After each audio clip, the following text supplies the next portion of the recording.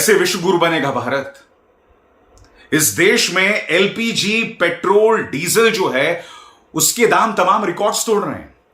Petrol महंगा है मगर नफरत इस कदर सस्ती हो गई है और जनता में इस कदर बांटी जा रही है मानो महंगाई का समाधान सिर्फ और सिर्फ नफरत है। इस बजरंग मुनि पर मैंने आज कार्यक्रम किया है दोस्तों। यह आदमी मस्जिद के सामने खड़े होकर लखनऊ से सिर्फ 100 किलोमीटर दूर सीतापुर में खुलेआम कह रहा है कि मैं मुसलमान औरतों का बलात्कार करूंगा। मगर इस वीडियो में देखिए, जिस जीप के अंदर वो बैठा है उस जीप के ऊपर पुलिस वाले हैं, यानी कि पुलिस की मौजूदगी में आदमी इस तरह की बातें कर रहा है। कितनी शर्म की बात है ना। क्या किसी को परवाह नहीं है? क्या रेप की धमकी देने को सामान्य बनाया जा रहा है? क्या नफरत इस कदर आप लोगों की नसों में भर दोगे कि बलात्कार, हत्या, ये तमाम चीजों का कोई मायने नहीं रहेगा इस समाज में? मगर जो समस्या आपके दरवाजे पर है, क्या उस समस्या का समाधान सिर्फ और सिर्फ नफरती बयानों से होगा? क्या भारतीय जनता पार्टी को लगता है कि इन तमाम मुद्दों को बढ़ावा देने से या उस पर आंख मूंद लेने से महंगाई का समाधान हो जाएगा? खबर देखिए दोस्तों, खबर आपके स्क्रीन पर यह है कि इस देश में एलपीजी दुनिया भर में प्रति लीटर सबसे ज्यादा महंगी है। पेट्रोल की बात करें, दुनिया में भारत का जो पेट्रोल है वो तीसरे नंबर पर सबसे ज्यादा महंगा है। और डीजल की बात करें तो दुनिया भर में डीजल 8वें नंबर पर है। यानी कि भारत में हमसे सिर्फ 7 देश ऐसे हैं जो भारत से महंगा डीजल देते हैं।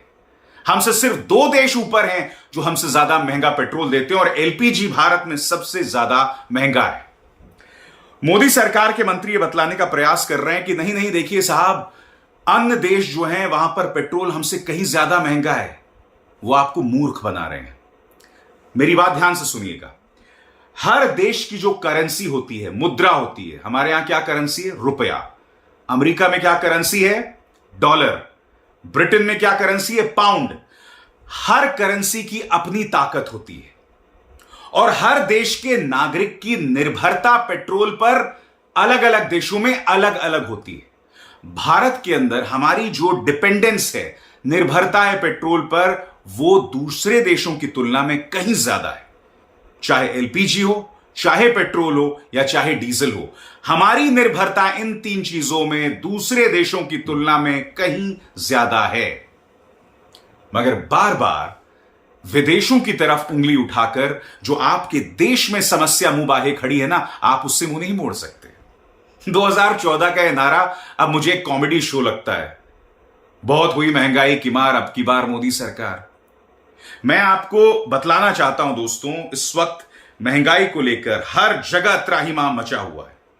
आपको सिर्फ मैं तस्वीरें दिखाना चाहता हूं। ये देखिए, महंगे हुए खाद्य तेल 25% घट सकती है सूरजमुखी तेल की आपूर्ति। आज से टोल में 18% तक वृद्धि। सीएनजी का मूल्य 8.5, पीएनजी का 6.5 रुपए बढ़ा। एलपीजी गैस पर फिर पड़ी महंगाई की मार। 19 केजी वाला कमर्शियल सिलेंडर के दाम 250 रुपए बढ़े। वैसे इससे ज्यादा इस वक्त बढ़ चुके हैं। पेट्रोल के दाम पिछले 16 दिनों में 14 बार बढ़ चुके हैं, करीब 10 रुपए बढ़ गए हैं।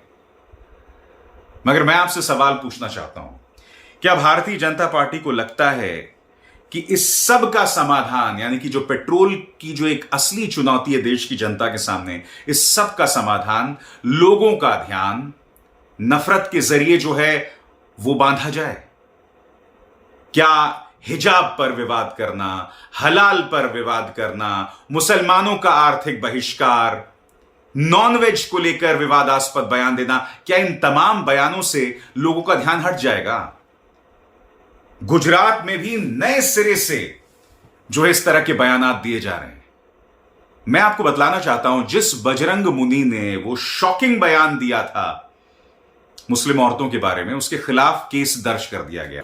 मगर एक बात स्पष्ट कर दूं मैं दोस्तों, महंगाई आती रहेगी, जाती रहेगी, मगर जब देश के सामने एक बहुत बड़ा आर्थिक संकट होगा ना, तो इसका समाधान तभी हो सकता है अगर पूरा एक समाज एकजुट हो। यह मत सोचिए कि समाज अगर बुरी तरह से बटा हो और नफरत देश की जनता को परोसी जाए और देश की जनता खुश होकर चटखारे लगाकर उसे खाए, यह मत सोचिए कि हमारी समस्याओं का समाधान हो रहा है। हम एक बहुत बड़ी समस्या की तरफ दौड़ रहे हैं जिसका कोई समाधान नहीं है। पूरे विपक्ष को साथ आना होगा, सरकार को कटघरे में रखना होगा। भारतीय जनता पार्टी की सरकारों को समझना होगा कि इन चीजों को बढ़ावा देने से समाधान नहीं होने वाला है। उल्टा आप इन चीजों का सिर्फ इसलिए बढ़ावा देना चाहते हैं ताकि आप वोट्स हासिल कर सकें। राहुल गांधी ने दोस्तों इस मुद्दे पर करारा हमला बोला है। वो कह रहे हैं कि जहां समाज में नफरत है वहां महंगाई और इकोनॉमी बर्बाद ही होगी, महंगाई बढ़ेगी और इकोनॉमी बर्बाद होगी। राहुल गांधी इससे पहले कोरोना को लेकर चेतावनी दे चुके हैं, चीन को लेकर चेतावनी दे चुके हैं, अर्थव्यवस्था को लेकर चेतावनी दे चुके हैं और उनकी लगभग तमाम चेतावनियां सही साबित हुई हैं। उनके कुशल राजनेता, कुशल पॉलिटिशियन होने पर मेरे मन में कुछ सवाल हैं और वो किसी और वक्त के लिए, मैं पहले आपके सामने वो मुद्दे रख चुका हूं। मगर अब वो एक और चेतावनी दे रहे हैं कि इस वक्त जो महंगाई की मार पड़ रही है, इकोनॉमी को लेकर सरकार का कोई प्लान नहीं है। इसका असर हम आने वाले 1-2 सालों में देखने वाले हैं और एक बहुत बड़ी आंधी आने वाली है। बात स्पष्ट कर दूं, मुद्दा राहुल गांधी का नहीं है, मुद्दा अरविंद केजरीवाल का नहीं है, मुद्दा अखिलेश यादव का नहीं है, मुद्दा आपका है। विपक्ष जो भी चेतावनी दे, जब तक जनता इस बात को महसूस नहीं करेगी कि उसके वोट्स की खातिर समाज के अंदर अब नफरत को सामान्य किया जा चुका है, उसके वोट्स के खातिर अगर ये तमाम चीजें होती रहीं तो बतौर समाज हम बर्बाद हो जाएंगे। मैं जानता हूं आप लोगों में से कई लोग कमेंट सेक्शन में मेरे इन तमाम कार्यक्रमों का मजाक उड़ाते हैं, अनाप शनाप टिप्पणियां करते हैं, मगर आपको खुद से सवाल करना पड़ेगा कि किसी के खिलाफ नफरत, देखिए जब आप किसी के खिलाफ नफरत मन में भरते हैं ना तो सीने में एक जलन रहती है, आप हमेशा हिले हुए रहते हैं, मानसिक तौर पर आप असंतुलित रहते हैं। ऐसा व्यक्ति काम नहीं कर सकता, ऐसा व्यक्ति अपने परिवार के लायक नहीं रह सकता। आपको क्या लगता है, आप एक पिता होने के नाते जब आपके मन में एक काल्पनिक डर हो और उस काल्पनिक डर के जरिए आपके मन में अगर नफरत बिठा दी जाए तो आपको क्या लगता है, एक पिता होने के नाते आप अपना फर्ज ठीक से पूरा कर पाएंगे? एक भाई होने के नाते क्या आप अपना फर्ज ठीक से पूरा कर पाएंगे? एक बेटा होने के नाते क्या अपना फर्ज आप सलीके से आप उसका निर्वहन कर पाएंगे, उसे अदा कर पाएंगे? आपको ये सवाल खुद से पूछना पड़ेगा। और ये मुद्दा और ये सवाल सिर्फ हिंदू युवकों के लिए नहीं है।